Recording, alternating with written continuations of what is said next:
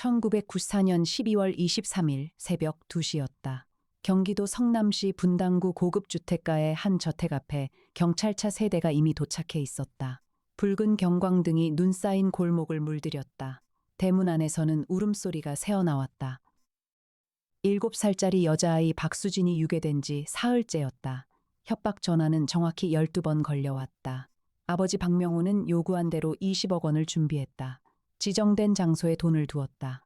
그러나 수진이는 돌아오지 않았다. 다음 날 오전 수진이의 시신이 탄천변에서 발견되었다. 목에는 끈 자국이 있었다. 어린 손목에는 아직 빨간 털실 팔찌가 감겨 있었다. 범인은 체포되지 않았다. 수사는 미궁으로 빠졌다. 협박 전화 녹취에 담긴 목소리는 변조 처리가 완벽했다. 목격자도 없었다. 돈은 찾지 못했다. 수진이의 아버지 박명호는 6개월 뒤 스스로 목숨을 끊었다. 어머니 최유진은 충격으로 정신병원에 입원했다가 이듬해 세상을 떠났다. 외삼촌 최재국은 모든 것을 잃고 잠적했다. 가정부였던 김순희는 죄책감에 평생 시달렸다. 그 집을 지켰던 경비원 이봉수는 경비직을 그만두었다. 유치원 교사 박정혜는 마음의 상처로 교직을 떠났다. 박명호의 비서 한진수는 회사를 떠났다. 운전기사 오명철은 사직서를 냈다. 그들은 각자의 상처를 안고 흩어졌다. 하지만 잊지 않았다. 절대로 잊지 않았다. 그로부터 30년이 흘렀다. 2024년 11월 7일 오전 6시 22분이었다. 서울역 흘번 플랫폼에 KTX 3801호 열차가 정차해 있었다. 부산에서 출발한 이 열차는 서울을 거쳐 강릉까지 이어지는 동서횡단 특급 노선이었다. 전 노선 특실 지정석으로만 운행되는 이 열차는 별칭이 있었다. 코리아 프레스티지 익스프레스, 줄여서 KPX라고 불렸다. 강혁은 서울역 귀빈 라운지에 앉아 아메리카노를 마시고 있었다. 검은 코트를 걸친 그는 44살로 보이기 어려운 단정한 외모였다. 짧게 다듬은 검은 머리카락과 날카로운 눈매가 어우러졌다. 그러나 그 눈빛 안에는 피해자의 고통을 자신의 것으로 끌어안아 온 세월의 무게가 고스란히 담겨 있었다. 서울지방경찰청 강력계에서 12년을 보낸 강혁은 3년 전 사직서를 냈다. 이유는 단순하지 않았다. 법이 닿지 못하는 사각지대에서 억울하게 무너지는 사람들을 더 이상 두고 볼 수 없었다. 그는 마포구 합정동에 50층짜리 오피스 빌딩 꼭대기층에 강혁 탐정사무소를 차렸다. 창문에는 강혁 탐정사무소라는 간판이 붙었다. 사무소에는 최첨단 실험실과 최신 AI 로봇 세종이 구비되었다. 옥상에는 헬리포트가 설치되었고 지하 주차장에는 최고급 승용차 여러 대가 나란히 대기했다. 무인 드론 5대가 항시 출동 태세를 유지했다. 공동연구원 송태풍 박사는 의학 박사이자 범죄학 전공자로 법의학 분석과 암호 해독을 담당했다. 조수 나정희는 사무소 행정 전반을 꼼꼼하게 처리했다. 강혁 옆 좌석에 이해나가 앉았다. 이해나는 국립과학수사연구원 법화학과 출신으로 분석화학 분야에서는 국내 최고 전문가였다. 강혁이 직접 스카우트하여 사무소에 합류시킨 인물이었다. 38살의 이해나는 늘 단정한 단발머리에 흰 셔츠 차림이었다. 얼굴은 아름다웠고 눈빛은 날카로웠다. 성격은 극도로 치밀하면서도 어느 자리에서나 사람을 편안하게 만드는 사교성을 지녔다. 최신 버전 AI 로봇 세종을 누구보다 잘 다루었고 각종 장비를 맥가이버처럼 활용했다. 운전 실력은 전직 레이서 수준이었다. 이해나는 이미 출발 전날 모든 탑승 정보를 파악해 두었다. 특실 1호 칸부터 5호 칸까지 탑승자 전원의 좌석 배치를 세종을 통해 정리했다. 의뢰인은 강릉문화재단 이사장 오영빈이었다. 79세의 노인 오영빈은 서울에서 강릉으로 가는 길에 누군가 자신을 미행하고 있다고 확신했다. 그는 협박 편지 3통을 강혁에게 제출했다. 편지에는 내 죄를 알고 있다라는 문구가 반복되었다. 탐정님. 탑승자 명단 확인했습니다. 이해나가 태블릿 화면을 강혁 쪽으로 돌렸다. 특실 1호 칸에 1명입니다. 오영빈 이사장 외에 각기 다른 직업과 경력을 가진 승객들이 탑승합니다. 강혁은 명단을 훑었다. 애나씨, 이 칸이 왜 이렇게 다양한 사람들로 꽉 찼지? 주최 측에 따르면 강릉국제문화포럼 참가자들이 대부분입니다. 그런데 한 가지 이상한 점이 있습니다. 이해나는 화면을 스크롤했다. 포럼 사무국에서 확인한 결과 이 중 실제 포럼 등록자는 단 2명뿐입니다. 강혁은 잠시 생각했다. 나머지 9명은 각자 개인 사유로 예매한 것으로 되어 있습니다. 그런데 탑승 날짜와 구간이 모두 동일합니다. 서울에서 강릉까지. 강혁은 커피잔을 내려놓고 일어섰다. 오전 7시 정각에 KTX 3801호가 서울역을 출발했다. 특실 1호 칸은 넓고 조용했다. 고급 가죽 시트가 창측과 복도 측으로 배치되었다. 각 좌석마다 개인 모니터와 콘센트가 설치되어 있었다. 강혁은 5호 좌석에 앉았다. 이해나는 6호 좌석에 자리를 잡았다. 두 사람의 바로 앞줄 창측 좌석인 3호에 의뢰인 오영빈이 앉았다. 탑승자들은 다음과 같았다. 최 12세, 사업가. 강릉 소재 건설 회사 대표로 소개되었다. 회색 정장을 갖추어 입고 창밖을 응시했다. 얼굴에 오랜 고통이 새겨진 듯한 깊은 주름이 있었다. 박정혜, 56세, 아동심리 상담사. 베이지색 카디건을 입고 책을 펼쳤으나 시선은 활자 위에 고정되지 않았다. 김순희, 67세, 주부. 검은 니트를 입고 묵주를 손에 쥐었다. 무릎 위에 도시락 가방을 올려두었다. 한진수, 58세, 회계법인 이사. 노트북을 열고 스프레드시트를 보는 척했다. 오명철, 64세, 물류회사 이사, 모자를 눌러쓰고 눈을 감았다. 이봉수, 70세, 소개된 직업은 없었다. 은퇴 노인이라고 했다. 창쪽 구석자리에 조용히 앉아 있었다. 박수진의 담임이었던 유치원 교사 출신, 본인 이름은 박연숙으로 등록되어 있었다. 52세, 플로리스트라고 소개했다. 이도현, 44세, 작가, 취재 목적이라고 했다. 장세란, 39세, 강릉 소재 요식업 종사자. 조용한 편이었다. 오영빈은 3호 좌석에서 창밖을 바라보았다. 그의 얼굴에는 긴장이 역력했다. 열차가 청량리역을 지나 가속했다. 차창 밖으로 서울 동쪽 외곽의 아파트 단지들이 스쳐 지나갔다. 강혁은 각 탑승자의 위치와 태도를 순서대로 파악했다. 있는 것부터 보았다. 탑승자 11명 전원이 착석했다. 없는 것을 확인했다. 좌석 배치표상 9호 좌석이 비어 있었다. 9호는 애초에 예매되지 않은 좌석이었다. 어색한 것을 찾았다. 서로 처음 보는 사이처럼 행동하는 탑승자들의 시선이 오영빈을 향해 미세하게 모아지고 있었다. 우연이라고 보기 어려웠다. 이에 나는 이어폰을 귀에 꽂은 채 세종을 통해 탑승자 신원 조회를 조용히 진행했다.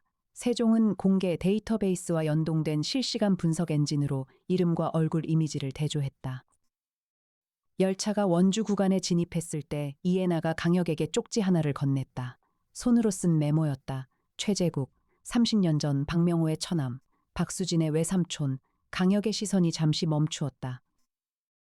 열차가 대관령 터널에 진입하자 차창이 어두워졌다. 터널 안조명이 복도를 희미하게 비추었다.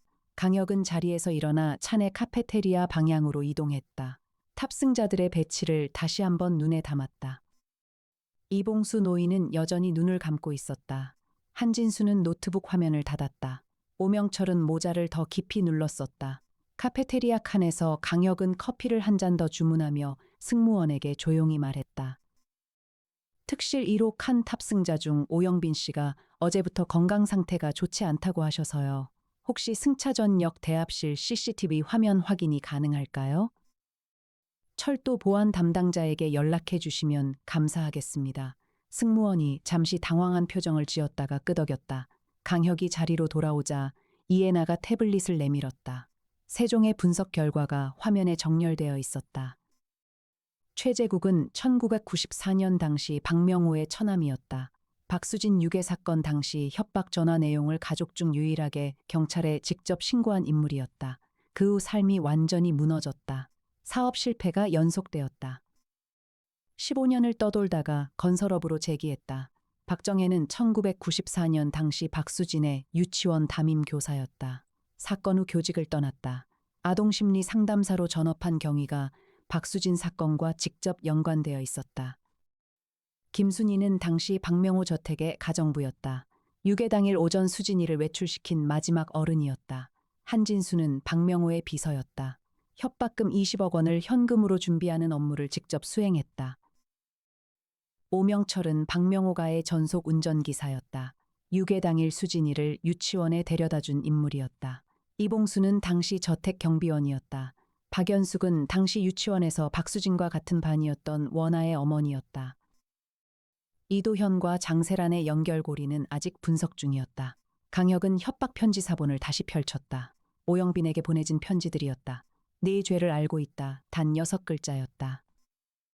그런데 편지지 하단에 매우 작은 글씨로 박혀있는 숫자 하나를 강혁은 처음 봤을 때 대수롭지 않게 넘겼다. 그것은 숫자 94였다.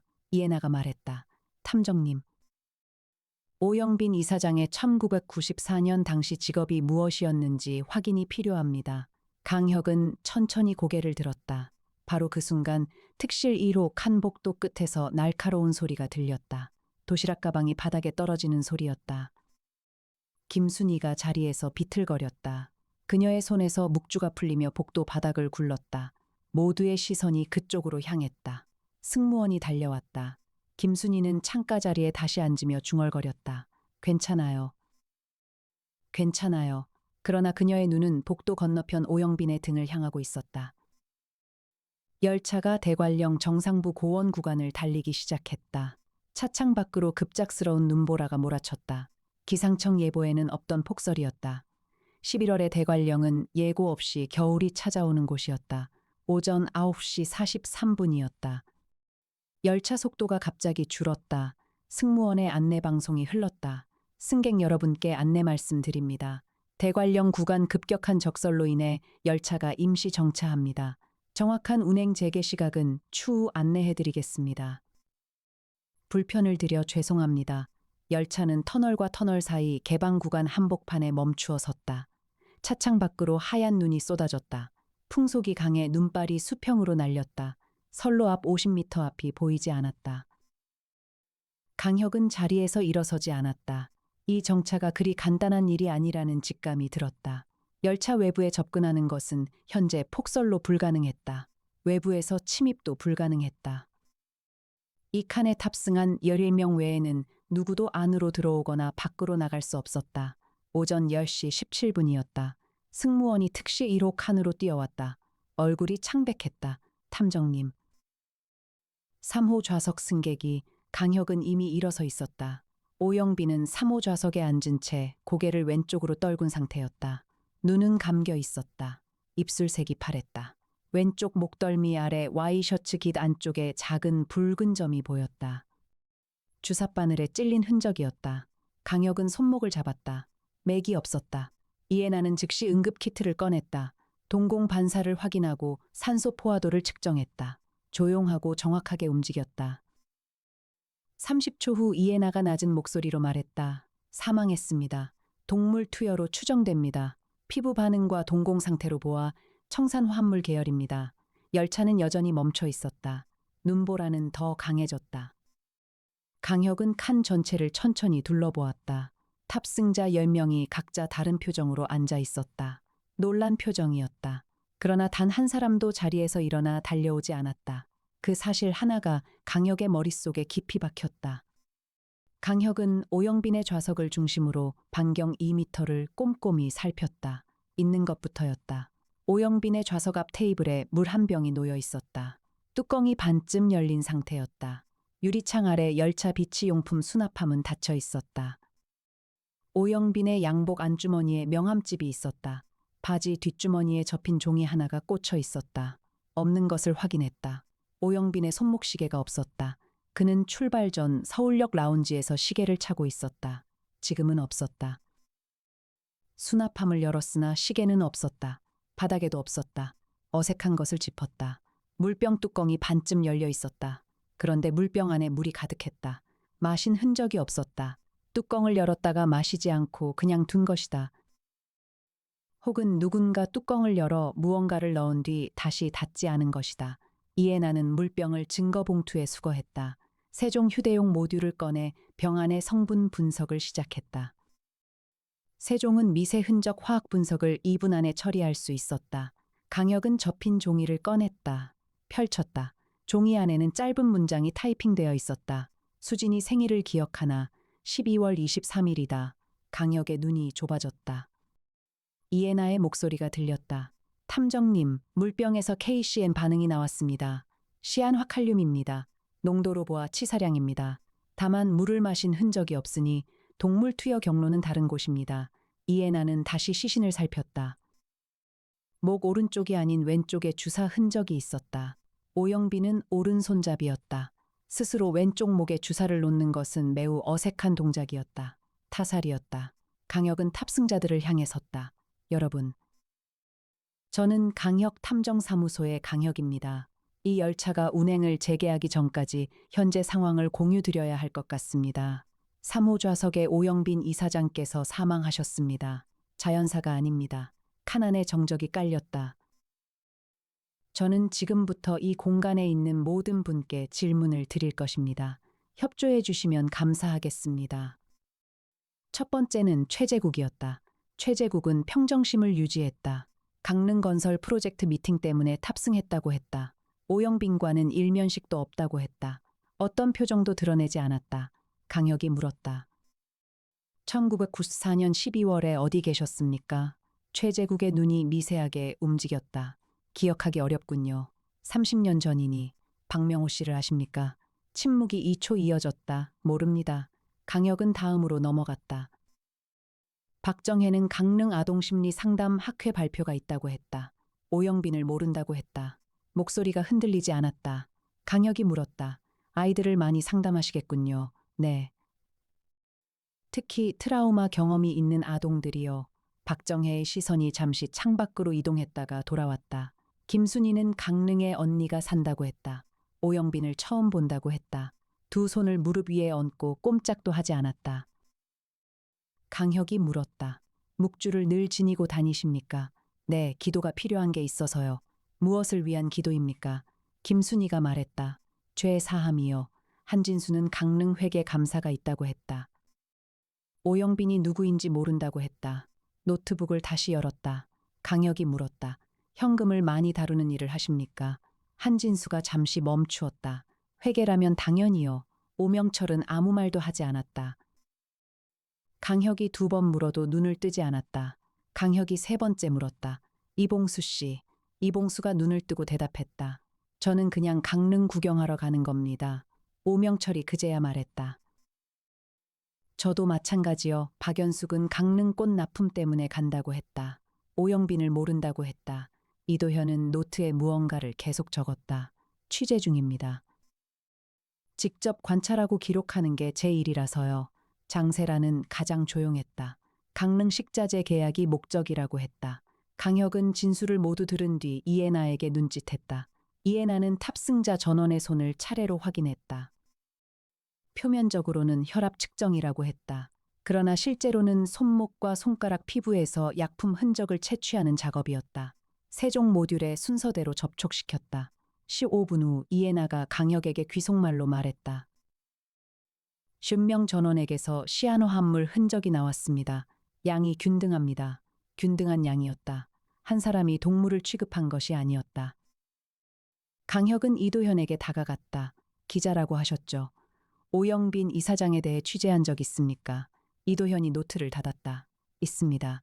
강릉문화재단 비리 관련해서요. 구체적으로요. 이도현이 잠시 생각하다가 말했다. 오영빈은 1994년에 분당에서 부동산 개발 컨설팅 업체를 운영했습니다. 당시 그가 박명호 씨 일가를 협박 전화로 접근했다는 제보를 받았습니다. 유괴범 카세티에 해당하는 인물이 오영빈이라는 것이죠. 강혁은 아무 반응을 드러내지 않았다. 이도현이 계속했다. 박명호는 수진이 몸값으로 20억 원을 오영빈 측에 전달했습니다. 그러나 수진이는 살해되었습니다. 오영빈은 증거인멸을 완벽하게 했고 수사망을 빠져나갔습니다. 경찰에 내부 협력자가 있었다는 설도 있었습니다. 그 내용이 기사화되었습니까? 안 되었습니다. 오영빈의 법률팀에서 사전 차단했습니다. 저는 3년 동안 이 사건을 추적했습니다. 강혁은 이도현을 잠시 바라보았다. 그의 눈에 분노와 슬픔이 공존하고 있었다. 이도현 씨, 당신은 박수진과 어떤 관계입니까? 이도현이 말했다. 박수진은 제 조카입니다. 강혁은 자리로 돌아와 세종의 탑승자 전원의 1994년 전후 행적 데이터를 입력했다.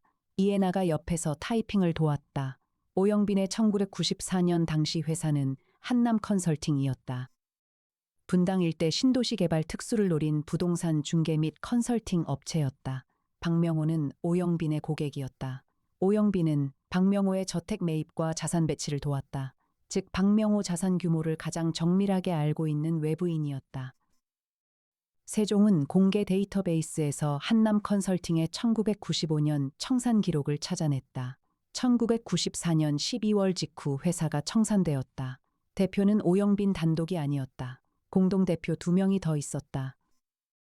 이름이 현재 탑승자 명단에 있는지 비교했다. 공동대표 이름 2개가 나왔다.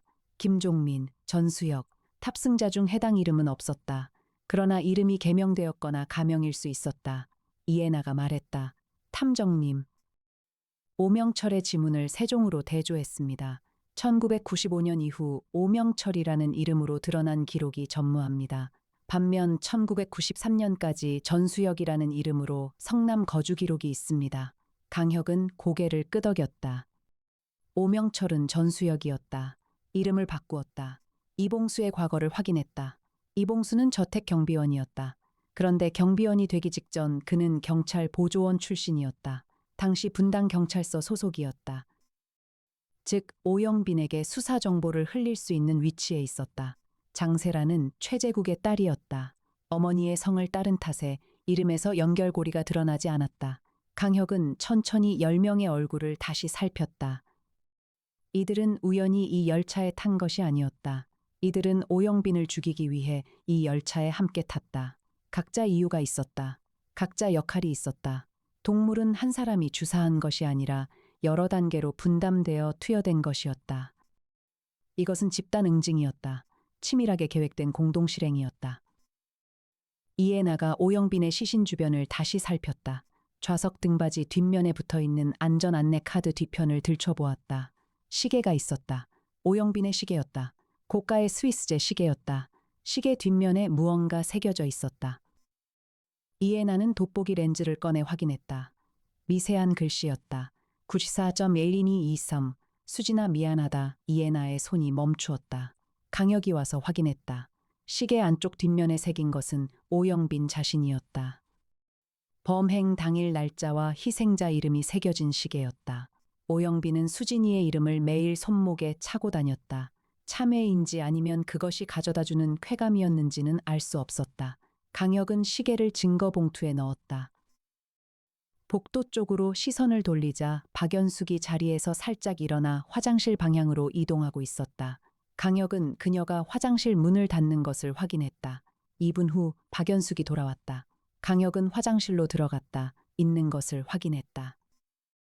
쓰레기통 안에 접힌 종이 한 장이 있었다. 꺼냈다. 매직으로 쓴 문장이었다. 6번은 주사, 1번은 물병, 8번은 손잡이, 5번은 안전벨트 금속 부분. 이것은 역할 분담표였다. 번호는 좌석 번호였다. 각 번호의 탑승자가 서로 다른 경로로 동물을 오영빈에게 투여하는 방식이었다. 그중 어떤 경로가 실제 치사량을 전달했는지는 특정할 수 없도록 설계된 구조였다.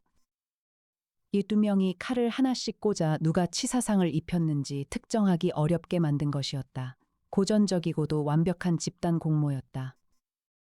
강혁은 탑승자 전원을 다시 카페테리아 칸으로 불렀다. 좁은 테이블 2개 앞에 탑승자들이 앉았다. 이해나는 문 옆에 섰다. 강혁은 통로 가운데에 섰다. 말씀드리기 전에 한 가지를 먼저 확인하고 싶습니다. 강혁이 천천히 말했다. 박수진이라는 이름을 아는 분이 있으십니까? 침묵이었다. 그러나 이번 침묵은 달랐다. 아는 척하지 않으려는 침묵이 아니었다. 모두가 알고 있었고 모두가 그 이름에 반응하고 있었다. 손 위치가 달라졌다. 시선이 미세하게 흔들렸다. 숨도 아니고 박자도 아니었다. 그냥 존재가 움직였다. 최재국이 먼저 말했다. 제 조카입니다. 그 말이 나오자 나머지 사람들의 표정이 모두 바뀌었다. 박정혜가 말했다. 제가 가르쳤습니다. 김순희가 말했다. 제가 그날 아침 그 아이 손을 잡고 문을 나서게 했습니다. 한진수가 말했다. 저는 그 돈을 준비했습니다. 20억을요. 그 돈이 전달되었는데 아이는 돌아오지 않았습니다. 오명철이 눈을 떴다. 저는 그날 수진이를 유치원에 데려다 줬습니다. 마지막으로 그 아이 얼굴을 본 사람이 저입니다. 이봉수가 말했다. 저는 경비를 서면서 낯선 차량이 접근하는 걸 봤습니다. 의심했으면서 보고하지 않았습니다. 그 차가 유괴범의 차였습니다. 박연숙이 말했다. 수진이 엄마와 저는 친구였습니다. 수진이 엄마가 병원에 입원한 뒤로 제가 대신 기도를 드렸습니다. 이도현이 말했다. 저는 박수진의 삼촌입니다. 30년간 오영빈을 추적했습니다. 장세란이 말했다. 저는 최재국의 딸입니다. 아버지가 그 사건 이후 어떻게 무너졌는지 제가 곁에서 모두 지켜봤습니다. 마지막으로 박정혜가 조용히 덧붙였다. 우리는 각자 다른 방식으로 그 사건과 연결되어 있습니다. 각자 다른 죄책감과 분노를 안고 30년을 살았습니다. 오영빈이 강릉에 온다는 것을 알았고 이 열차를 탄다는 것을 알았습니다. 그래서 각자 자리를 잡았습니다. 강혁은 말했다. 그래서 여러분이 함께 그를 죽였습니까? 아무도 부인하지 않았다. 최재국이 천천히 말했다. 법은 오영빈을 건드리지 못했습니다. 30년 동안 단 한 번도요. 그는 로비를 했고 증거를 없앴고 돈으로 입막음을 했습니다. 수진이 아버지는 죽었습니다. 수진이 어머니도 죽었습니다. 저는 모든 것을 잃었습니다. 그래도 오영빈은 강릉문화재단 이사장으로 사회 유지 노릇을 하며 살았습니다. 이도현이 말했다. 저는 3년 동안 기사를 쓰려 했습니다. 오영빈의 법률팀이 번번이 막았습니다. 공정한 법 절차로는 이 사람에게 닿을 수 없었습니다. 강혁은 오랫동안 아무 말도 하지 않았다. 이해나는 조용히 강혁의 옆에 서 있었다. 그녀의 표정에 감정이 들어와 있었다. 이런 경우에 어떤 말도 쉽게 나오지 않는다는 것을 알았다. 강혁이 말했다. 저는 여러분의 분노를 이해합니다. 그리고 그 고통이 30년이라는 시간을 어떻게 짓눌렀는지도 이해합니다. 그는 잠시 멈추었다. 하지만 저는 진실을 기록해야 합니다. 그것이 제 일입니다. 최재국이 말했다. 우리는 처음부터 각오했습니다. 탐정님. 강혁은 자리로 돌아와 오영빈의 바지 뒷주머니에 있던 접힌 종이를 다시 꺼냈다. 수진이 생일을 기억하나 12월 23일이다. 그런데 이 쪽지는 오영빈에게 위협을 가한 외부인이 보낸 것이 아닐 수 있었다. 강혁은 쪽지의 필체를 세종에 입력했다. 세종은 탑승자들의 탑승 전 작성 자료와 비교 분석을 시도했다. 이해나가 이전에 수거한 탑승자들의 서명 샘플과 대조했다. 5분 후 세종이 결과를 출력했다. 필체 일치율 91.3%. 이도현이었다. 강혁은 이도현을 바라보았다. 이도현이 말했다. 맞습니다. 제가 그 쪽지를 오영빈 호주머니에 넣었습니다. 우리가 그의 죄를 알고 있다는 것을 알리기 위해서였습니다. 그가 무섭지 않았을 겁니다. 그래도 알게 하고 싶었습니다. 수진이 생일을 기억하는 사람들이 있다는 걸. 강혁은 쪽지를 증거봉투에 넣었다. 그런데 쪽지를 집어넣으려는 순간 강혁의 손이 멈추었다. 쪽지 뒷면에 무언가가 더 있었다. 아주 연하게 눌린 자국이었다. 다른 종이 위에 올려두고 힘있게 쓴 글씨가 아래 종이에 눌려 찍힌 흔적이었다. 이해나가 세종의 고해상도 광학 센서를 이용해 쪽지 뒷면을 스캔했다. 화면에 글씨 윤곽이 떠올랐다. 1호 칸 탑승자 중 한 명이 오영빈 편이다. 강혁은 화면을 바라보았다. 이 쪽지는 이도현이 쓴 것이 아니었다. 쪽지 앞면만 이도현의 필체였다. 뒷면에 눌린 자국은 다른 사람이 이 종이 위에 놓고 쓴 것이었다. 즉 이도현도 이 내용을 몰랐다. 강혁은 생각을 정리했다. 탑승자 중 한 명이 오영빈의 편이었다. 즉 오영빈에게 이번 열차 정보와 탑승자 계획을 미리 알렸을 가능성이 있었다. 오영빈이 협박 편지를 들고 강혁에게 의뢰를 한 것도 단순한 보호 요청이 아닐 수 있었다. 자신에게 접근하는 사람들의 신원을 강혁을 통해 파악하려 했던 것일 수 있었다. 그러나 이 내부 협력자는 막지 않았다. 오영빈은 죽었다. 강혁은 다시 탑승자들을 바라보았다. 이번에는 시선의 방향이 달랐다. 계획을 알면서도 막지 않은 사람을 찾는 시선이었다. 이해나가 세종으로 탑승자들의 통화 기록 공개분을 분석했다. KTTX 열차 내부 와이파이 접속 로그를 확인했다. 탑승 직후부터 사망 추정 시각인 오전 10시 17분 사이에 외부와 통신한 기록이 있는 탑승자를 추적했다. 장세란이었다. 장세란은 탑승 직후 오전 7시 12분에 카카오톡 메시지를 한 건 발송했다. 수신자는 비공개 번호였다. 내용은 이모티콘 하나였다. 빨간원 이모티콘이었다. 그것이 신호였다. 강혁은 장세란에게 다가갔다. 장세란 씨. 이 메시지는 누구에게 보낸 겁니까? 장세란이 아버지 최재국을 바라보았다. 최재국이 말했다. 저입니다. 강혁은 최재국을 보았다. 최재국이 말했다. 저는 딸이 이 일에 직접 관여하는 걸 원하지 않았습니다. 그래서 세란이에게 탑승 직후 열차가 출발했다는 신호만 보내게 했습니다. 그 이후는 딸이 아무것도 모릅니다. 저는 딸을 보호하기 위해 이 계획에서 세란이의 역할을 가장 마지막에 배치했습니다. 장세란이 말했다. 저는 아버지가 무슨 일을 하는지 알고 있었습니다.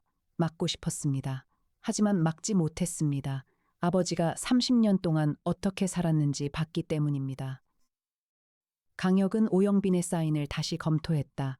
이해나가 시신을 재확인했다. 주사 흔적은 목 왼쪽이었다. 세종이 세밀 분석한 결과 주사 각도가 아래에서 위를 향하고 있었다. 신장이 낮은 사람이 높은 사람에게 주사를 놓을 때 나타나는 각도였다. 탑승자 중 신장이 가장 낮은 사람은 김순이였다. 강혁은 김순이를 바라보았다. 김순이가 천천히 말했다. 제가 찔렀습니다. 다른 사람들의 시선이 김순이에게 향했다. 김순이가 말했다. 수진이를 마지막으로 문에서 내보낸 게 저입니다. 그날 아침 그 아이가 빨간 팔찌를 차고 싶다고 했어요. 직접 묶어주었습니다. 그 아이가 웃으며 나가던 모습이 30년 동안 제 눈에서 사라지지 않았습니다. 그래서 제가 직접 하겠다고 했습니다. 다른 분들은 방조한 것이고 저 혼자 실행한 것입니다. 주위가 조용했다. 그런데 이 순간 강혁의 머릿속에서 무언가가 맞지 않았다. 손에서 채취한 시아노 함물 흔적이 연명 전원에게서 균등하게 나왔다. 이것이 김순희 혼자만의 실행이라면 균등한 흔적이 남지 않았다. 강혁이 말했다. 김순희 씨, 혼자라고 하셨는데 나머지 분들의 손에서도 동일한 성분이 나왔습니다. 어떻게 설명하시겠습니까? 김순희가 입술을 닫았다. 최재국이 말했다. 모두 함께 한 겁니다. 김순희 씨가 혼자 뒤집어 쓰겠다는 것을 우리가 허락할 수 없습니다. 강혁은 잠시 눈을 감았다. 이것은 추리소설 속 집단 가해가 아니었다. 이것은 법이 실패한 자리에서 스스로 심판자가 된 사람들의 이야기였다. 이해나가 위성전화를 연결했다. 눈보라 속에서도 신호가 잡혔다. 강혁은 형 강민혁에게 전화했다. 형, 나야. 강민혁의 목소리가 들렸다. 혁아, 무슨 일이야? 강혁이 상황을 전달했다. 열차 정차, 오영빈 사망. 탑승자 전원이 1994년 박수진 유괴 사건 관련자, 집단 공모로 추정. 전화 너머 잠시 침묵이 흘렀다. 강민혁이 말했다. 오영빈이 진짜 그 사건 범인이야? 확인하지 못한 사실입니다. 이도현 씨의 제보와 탑승자들의 진술이 일치하지만 법적 증거는 없습니다. 현장은 지금 어떤 상태야? 열차가 폭설로 고립 중입니다. 경찰이 접근하려면 최소 3시간 이상 걸릴 것 같습니다. 알겠다. 고속도로 제설차랑 강릉경찰서 협조 요청할게. 혁아, 강민혁이 말했다. 내 판단을 믿는다. 전화가 끊겼다. 이해나가 조용히 말했다. 탐정님, 어떻게 하실 겁니까? 강혁은 창밖의 눈보라를 바라보았다. 하얀 눈이 세상을 뒤덮었다. 그 안에 진실과 죄와 슬픔이 모두 묻혀 있었다. 강혁은 탑승자 전원에게 말했다. 저는 탐정입니다. 법관이 아닙니다. 제 역할은 진실을 밝히는 것입니다. 그러나 오늘 이 열차 안에서 저는 2개의 진실을 보았습니다. 탑승자들이 그를 바라보았다. 강혁이 말했다. 첫 번째 진실은 오영빈이 1994년 박수진을 유괴하고 살해한 후 돈을 챙기고 법망을 빠져나갔다는 것입니다. 이것은 현재 수사 기록에는 없습니다. 하지만 이 열차에 탄 분들의 기억과 증언 안에 고스란히 살아 있습니다. 강혁이 계속했다. 두 번째 진실은 오영빈이 오늘 이 열차 안에서 살해당했다는 것입니다. 살인은 살인입니다. 오영빈이 죄인이었다고 해서 그 사실이 바뀌지 않습니다. 이도현이 말했다. 탐정님은 우리를 경찰에 넘길 겁니까? 강혁은 대답하지 않았다. 대신 다시 창밖을 보았다. 눈이 조금씩 잦아들고 있었다. 강혁이 입을 열었다. 저는 지금 이 자리에서 경찰에 사건 경위를 보고할 것입니다. 사망자가 있으니 수사는 반드시 이루어집니다. 하지만 수사 과정에서 진술은 각자의 몫입니다. 저는 오영빈의 사망 경위와 현장 상황을 기록합니다. 1994년 사건에 관한 진술 확보는 저의 역할이 아닙니다. 그것은 검찰의 역할입니다. 최재국이 말했다. 탐정님은 우리를 살리려는 겁니까? 강혁이 말했다. 아닙니다. 저는 진실 전체를 드러내려는 겁니다. 오영빈의 죄도 포함해서요. 눈보라가 완전히 그쳤다. 오후 1시 14분이었다. 강릉경찰서 형사과 소속 수사팀이 열차에 접근했다. 강민혁이 협조한 덕분에 대관령 제설 작업이 빠르게 진행되었다. 강릉검찰지청 소속 검사 1명도 현장에 동행했다. 이에 나는 수사팀에게 현장 증거를 체계적으로 인계했다. 물병 성분 분석 결과, 주사 흔적 각도 분석, 손 성분 채취 결과, 좌석별 역할 분담표, 시계, 쪽지들이 순서대로 정리되었다. 세종이 분석한 데이터도 전자 파일로 제출되었다. 탑승자 전원이 임의 동행에 응했다. 아무도 도주하지 않았다. 강릉경찰서로 이동하는 버스 안에서 최재국은 딸 장세란의 손을 잡고 있었다. 박정혜는 눈을 감았다. 김순희는 묵주를 쥔 채였다. 이도현은 마지막으로 취재 노트를 덮었다. 강혁은 마지막으로 특실 1호 칸을 한 번 더 돌았다. 3호 좌석에 오영빈이 앉았던 자리였다. 가죽 시트 위에 아무것도 없었다. 창밖으로는 대관령의 하얀 설원이 펼쳐졌다. 강혁은 1994년 겨울 분당의 골목을 떠올렸다. 붉은 경광등과 울음소리와 그 집 문에 묶인 노란 폴리스 라인을, 그 선 안에서 영영 잠들어버린 수진이라는 이름을. 강민혁은 서울지검에서 직접 이 사건을 지휘했다. 강릉에서 이송된 탑승자 전원의 진술서가 서울검찰청에 도착했다. 1994년 박수진 유괴 살해 사건에 관한 재수사가 시작되었다. 오영빈의 자택 압수수색이 이루어졌다. 금고에서 30년 된 문서들이 발견되었다. 협박 전화 변조 장비 관련 기록이 있었다. 20억 원 현금 이동 내역 메모가 있었다. 당시 공범이었던 2명의 이름이 기재된 계좌 목록이 있었다. 오영빈은 죽었지만 그가 저지른 죄는 공식 기록 안으로 들어왔다. 강민혁은 탑승자들의 사건에 대해 검사들과 긴 내부 회의를 진행했다. 법의 언어로 이 사건을 어떻게 다룰 것인가의 문제였다. 공소시효를 넘긴 범죄의 피해자들이 스스로 심판을 집행한 경우 법은 어디까지 어떻게 다가가야 하는가의 문제였다. 쉬운 답이 없었다. 쉬운 법조문도 없었다. 강혁의 법률 자문을 맡은 변호사 은비령이 서울로 올라왔다. 은비령은 전직 판사 출신의 로펌 대표로 이해나의 절친한 친구였다. 강혁을 오랫동안 짝사랑하고 있었지만 그것을 드러내는 적이 없었다. 은비령은 탑승자 10명을 차례로 면담했다. 각 사람의 상황을 파악하고 법적 대응 방향을 정리했다. 이도현에 대한 상황이 가장 복잡했다. 이도현은 직접 동물을 투여하지 않았다. 그러나 계획에 참여하고 실행을 방조했다는 혐의를 피할 수 없었다. 이도현은 면담 자리에서 은비령에게 말했다. 저는 처벌을 피하고 싶지 않습니다. 다만 한 가지만 부탁드립니다. 오영빈이 한 일이 기록에 남게 해주십시오. 수진이와 그 가족이 겪은 일이 공식 문서에 기록되게 해주십시오. 은비령은 그 자리에서 아무 말도 하지 않았다. 사무실로 돌아와 오래 앉아 있었다. 이튿날 은비령은 고등검찰청에 진정서를 제출했다. 1994년 박수진 유괴 살해 사건의 공식 재조사 요청 및 피해자 가족에 대한 공식 사과 요청이 포함된 문서였다. 이 문서는 부장판사 김병기를 통해 법원 기록실에도 사본이 제출되었다. 김병기는 강혁의 오랜 친구이자 은비령의 판사 동기였다. 그는 이 사건을 관할 형사부에 배당하는 과정에서 각별한 주의를 기울였다. 이해나에 대한 짝사랑으로 유명했지만 이 사건에서만큼은 개인 감정을 완전히 내려놓았다. 강혁은 사무소로 돌아왔다. 마포구 합정동 50층 빌딩 꼭대기였다. 창밖으로 한강이 보였다. 밤이었다. 강 위로 빛들이 번졌다. 나정이가 커피를 가져왔다. 탐정님, 식사는 하셨어요? 나중에 나정이가 물러갔다. 송태풍 박사가 분석실에서 나왔다. 강혁 씨, 수고 많으셨어요. 오늘 세종이 처리한 데이터 정리 완료했습니다. 수고하셨습니다. 이해나는 실험실 조명 아래서 보고서를 마무리하고 있었다. 강혁은 잠시 그녀를 바라보았다. 오늘 하루 그녀는 단 한 번도 흔들리지 않았다. 시신 앞에서도 진술 청취 과정에서도 수사자료 인계 과정에서도 이해나는 정확하고 차분하고 빠르게 움직였다. 강혁이 실험실 안으로 들어가 이해나 옆에 섰다. 애나 씨. 이해나가 고개를 들었다. 오늘 수고했어요. 이해나가 잠깐 강혁을 바라보다가 말했다. 탐정님도요. 그리고 다시 보고서로 시선을 내렸다. 강혁은 창밖을 보았다. 한강 너머 서울의 빛들이 밤하늘과 맞닿아 있었다. 수진이라는 이름을 가진 7살짜리 아이의 생이 끝난 그날도 하늘에는 눈이 내렸을 것이었다. 그리고 30년이 지나 그 눈이 대관령에 다시 내렸다. 무언가를 덮으려는 것인지 아니면 무언가를 드러내려는 것인지 강혁은 알 수 없었다. 다만 진실은 어떤 형태로든 결국 밖으로 나온다는 것을 그는 알았다.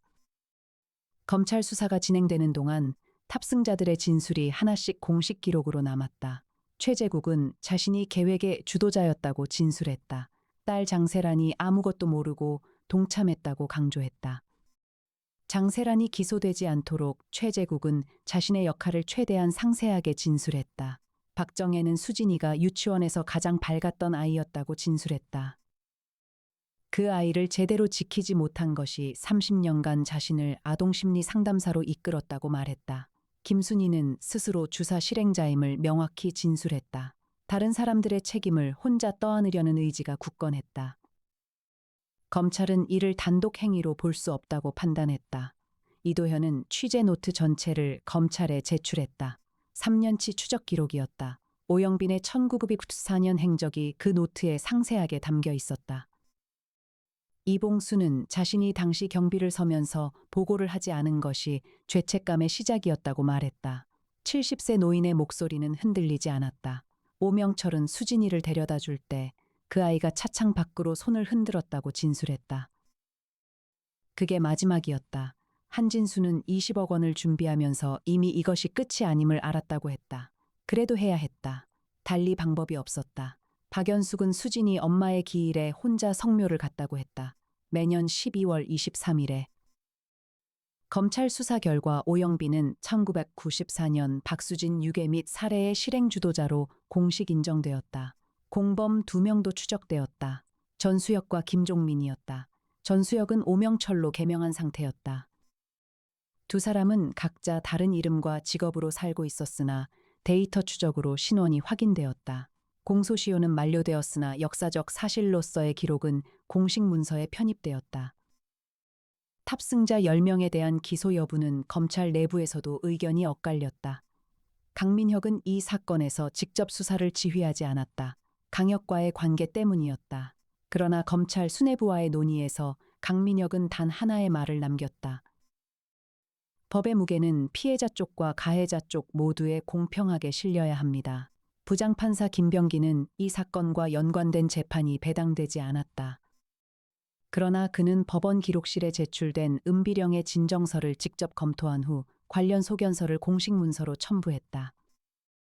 은비령은 탑승자 중 직접 실행자인 김순희를 제외한 나머지 9명에 대해 불기소 처분 또는 선처를 구하는 법률 의견서를 법원과 검찰에 제출했다. 김순희 본인이 단독 실행 진술을 철회하지 않는 한 법적 판단은 피할 수 없었다. 최재국은 딸의 손을 놓지 않았다. 사건이 검찰로 넘어간 지 사흘째 밤이었다. 강혁은 50층 사무소 창가에 앉아 있었다. 한강 위로 안개가 내려앉았다. 도시의 빛이 안개 안에서 번졌다. 강혁은 오랫동안 이 직업이 요구하는 것이 무엇인지 생각해왔다. 범인을 잡는 것이라고 처음에는 생각했다. 그 다음에는 진실을 밝히는 것이라고 생각했다. 지금은 달랐다. 진실을 밝힌 뒤에 남겨지는 것들을 어떻게 감당하는가가 이 직업의 진짜 질문이었다. 오영빈은 죽었다. 법이 그를 닫지 못했던 자리에서 피해자들이 직접 심판을 집행했다. 그 심판이 옳은가 그른가를 강혁은 이 자리에서 판정할 수 없었다. 다만 그것이 법 밖에서 이루어진 일임을 기록해야 했고 그 기록이 법 안으로 들어가야 한다고 믿었다. 이해나가 커피를 들고 옆에 앉았다. 두 사람은 아무 말도 하지 않았다. 안개 속의 한강이 조용히 흘렀다. 이해나가 말했다. 탐정님은 옳은 일을 하셨습니다. 강혁이 말했다. 그걸 판단하는 게 가장 어렵습니다. 애나 씨, 이해나가 고개를 끄덕였다. 창밖을 바라보았다. 두 사람이 같은 방향을 보았다. 그 안에 담긴 것을 말로 하지 않았다. 말로 할 필요가 없었다. 사건 종결 보고서를 작성하던 이해나가 한 가지를 발견했다. 오영빈의 금고에서 나온 문서들 중에 한 통의 편지가 있었다. 봉인되지 않은 편지였다. 주소도 수신인도 없었다. 오영빈이 자신을 위해 혼자 써둔 편지였다. 나는 그날 멈추지 않았다. 나는 아이를 죽였다. 돈이 필요했다. 변명은 없다. 나는 그것을 알면서도 30년을 살았다. 이 편지를 쓰는 것이 나의 유일한 참회다. 아무도 이것을 볼 수 없도록 이 편지는 내가 죽는 날 함께 태울 것이다. 그러나 쓰지 않으면 내가 먼저 죽을 것 같아서 썼다. 박수진, 수진아, 이해나는 편지를 증거로 처리했다. 그 안에 담긴 문장을 읽으며 잠시 멈추었다. 오영빈은 알고 있었다. 자신의 죄를 알고 있었다. 그리고 태울 수 없었다. 쓰지 않으면 먼저 죽을 것 같아서 썼다고 했다. 그 말은 30년의 자기 고통의 흔적이었다. 그것이 참회인지 아니면 다른 무언가인지 이해나는 알 수 없었다. 강혁에게 그 편지를 건네며 이해나는 말했다. 탐정님, 오영빈도 이 사건에서 완전히 자유롭지 못했던 것 같습니다. 강혁은 편지를 읽었다. 오랫동안 바라보았다. 그리고 증거 봉투에 넣었다. 자유롭지 못한 사람과 자유롭지 못하게 만든 사람은 다릅니다. 애나 씨, 이해나가 고개를 끄덕였다. 네, 그렇습니다. 2024년 12월 23일이었다. 탄천변이었다. 아침 햇살이 옅게 내렸다. 강혁은 혼자 이곳에 왔다. 외투 주머니에 두 손을 넣고 강물을 내려다보았다. 30년 전 오늘 수진이의 시신이 이 근처에서 발견되었다. 강물은 조용히 흘렀다. 강혁은 주머니에서 무언가를 꺼냈다. 빨간 털실 한 조각이었다. 당시 수진이의 손목에 감겨있던 팔찌와 같은 색이었다. 이도현이 취재 노트 첫 페이지에 끼워 두었던 것이었다. 이도현이 강혁에게 건넨 것이었다. 강혁은 강물 위로 그것을 내려놓았다. 붉은 실이 물살 위에 잠깐 떠다니다가 흘러갔다. 강혁은 고개를 들었다. 하늘이 맑았다. 사무소에 돌아가면 새 의뢰가 기다리고 있었다. 이해나가 이미 의뢰 내용을 세종으로 분석해 두었을 것이었다.